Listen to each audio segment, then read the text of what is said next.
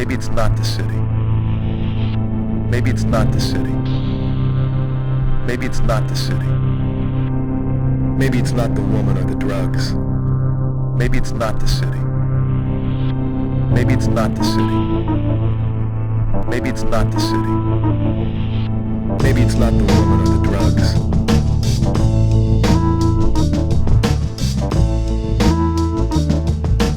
I sometimes wonder why every woman I've ever loved was completely insane. I met a woman named Tami who had 2 faces. Not to say that yours truly is any door prize. We're talking about an ex-junkie, retired crackhead, failed criminal, erstwhile porn scribe, former big money TV writing fuck-up, and offspring of a suicide by way of a professional electroshock victim.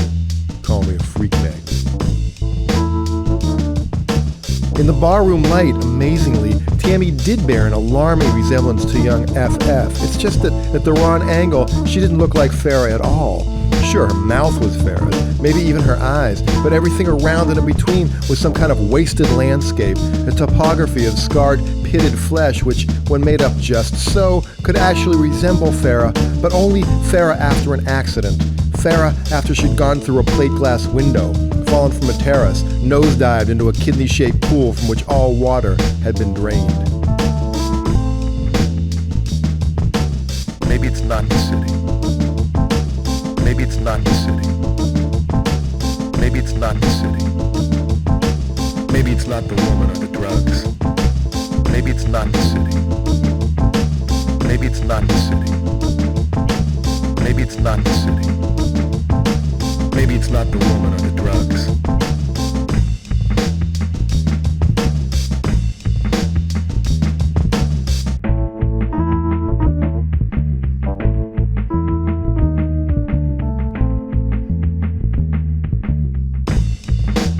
Needless to say, I fell in love up to my earlobes. It was a wholesome time. By day, I labored in Larry Flintland, down Hustler Way.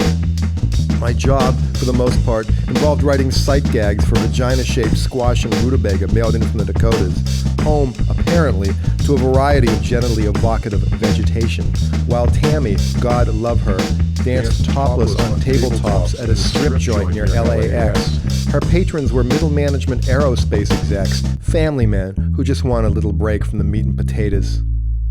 By night, once she'd slapped on her Maybelline, I could forget my troubles and pretend for 1 or 2 gilded hours that I was the $6 million man. Beside my almost Farrah, I could almost believe that our garage-sized tract in the Hollywood Flats, that region which lies unglamorously at the sun-sucked bottom of the Chi-Chi Hollywood Hills, was really kind of a mini San Simeon.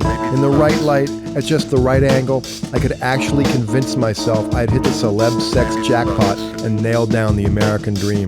That I had, in other words, rolled into Hollywood and rolled onto a Charlie's Angel. Maybe it's not the woman or the drugs.